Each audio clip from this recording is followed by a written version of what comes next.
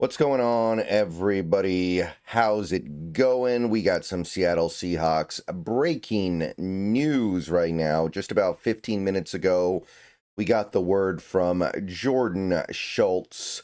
The Seattle Seahawks have found their veteran cornerback for the 2025 season, and he is indeed a familiar face. We've talked at length about the Seahawks possibly needing a veteran outside cornerback to round out their depth, and they now have him. It is Shaquill Griffin, former Seattle Seahawk third-round pick, former Seattle Seahawk Pro Bowler, in fact, formerly with the Jacksonville Jaguars and Minnesota Vikings and Carolina Panthers as well. He is now signing with the Seattle Seahawks. We don't have contract details yet. It probably won't be that much money. Obviously, cap space is not really a concern for the Seahawks team right now because they have so much, but it affects rollover, so it is at least a little bit interesting. But whatever the cost is, it hasn't drastically impacted our cap space for 2025 at least. So, Shaquill Griffin, of course, was here in Seattle for the first 4 years of his career, was occasionally frustrating as a player, but ultimately did end up having a pretty good career here in Seattle, signed a big contract with Jacksonville, mixed results over there, and it seemed like his career was kind of coming to a little bit of a slowdown after that point. He spent a little bit of time in Houston, and then he spent a little bit of time in Carolina, not really doing all that much, not really making a big impact on anything. And then last year, he found salvation in Minnesota with Brian Flores. Now, last year he was a pretty good player. I do want to stress that here. I do want to be very clear that I do think he was good last year for the Vikings. We're also talking about a player who is only going to turn 30 in less than a month here. So he's not that old. Age, not really a concern. Injuries, also not a huge concern. He's always battled through injuries throughout his career. They make him miss a handful of games here and there.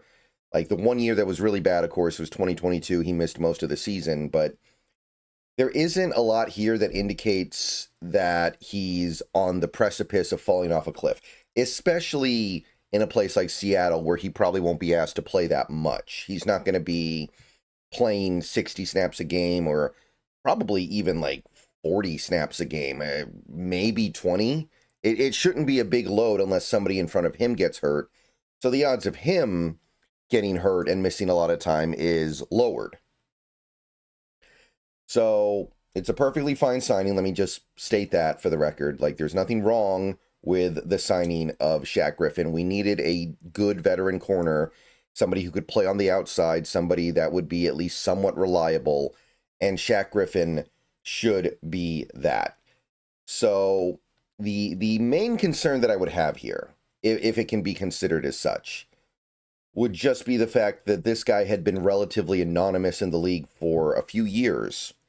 Like in Jacksonville, he was okay, and then he got hurt, missed most of a season, and they let him go.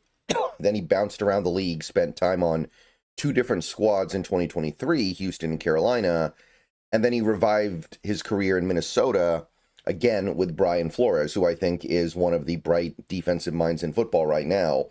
And I think that a lot of cornerbacks would have looked good on that defense the way it was playing last year. They had, I think, the fourth-ranked defense in the league, and Shaq Griffin was not one of the main reasons why they were that good. The main reason why they were that good were, guys like Danielle Hunter, guys like the other Byron Murphy, guys like, to a certain extent, Harrison Smith. That's not to say Shaq Griffin was bad or anything like that. I would just be a little bit cautious about assuming that he's going to be able to replicate what he did last year, this year. BFF graded him out decently well last year in all relevant categories. Adequate run defender, adequate in coverage, overall just adequate. He played all 17 games, and he played, if you look at the total, 600 snaps if you count the playoffs, so 575 before the playoffs. Let me move my shoulder a little bit so you can see 600. And you can see that a vast majority of his snaps are played as an outside cornerback. 519 out of 600 snaps were played as a wide corner.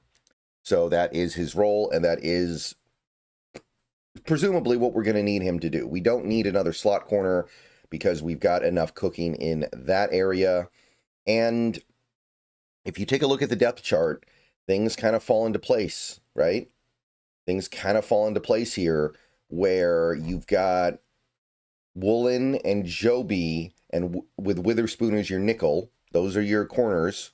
Now, Joby, in the event of Joby not playing very well this year, in the event of Joby, or I don't know if it's Joby or Job, sorry, but in the event of JJ, let's just call him JJ, not having a season that is replicating his relative success from last year, you have Shaq Griffin that can slide in there and play at least some of the snaps to make life a little bit easier.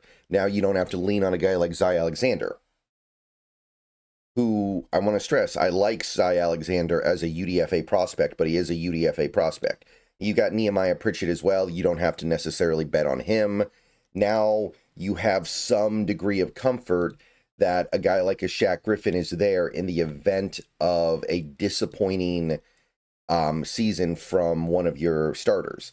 And of course, the disappointment would only really come from one area, Joby, maybe Woolen, but I think you'd ride with Woolen almost no matter what, and just figure that, look, if he has bad games here and there, you're just going to ride it out and assume that he's going to make it up at some point with at least some good games.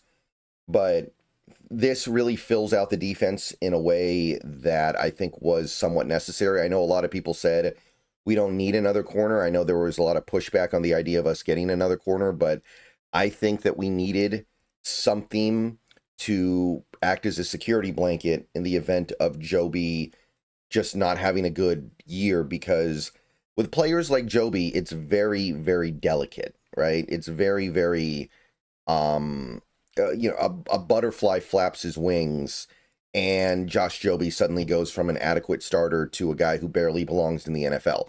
We've seen this before with other Seahawks players, right? Josh Jones, a safety that we had a couple years ago. He would kind of bounce back and forth between being an okay player and one of the worst players in the league, and you just couldn't depend on him because he just wasn't good enough to overcome that inconsistency. All right, so the defense, it's really pretty much come together at this point, I think. The only thing that I wonder about is nose tackle, and if we're really going to go with Jaron Reed and Jonathan Hankins at nose tackle in a rotation, I think that's fine. I think that's perfectly fine. So I think all the pieces are here for this defense to be one of the best in the league. And when I say that, I do mean like top three. Now, I don't know if they'll be top three in actual production. That's going to depend to a certain extent on how good the offense is supplementing the defense. But I believe that this defense should be, in terms of their ability to actually perform and get things done, one of the three best defenses in the league. There's nothing here that concerns me except maybe nose tackle. And I mean, I want a good nose tackle. I'm disappointed we didn't do a little bit better this offseason there, but that is going to be one of the lesser positions in terms of importance. Let's just be realistic here. Like, pass rushers are way more important than a nose tackle, right? Cornerbacks are more important than a nose tackle. That's just the way it is. So, feeling pretty good. Shaq Griffin, welcome back to Seattle. Had a good season last year. Let's hope he can build on it. See you guys later. Go Hawks.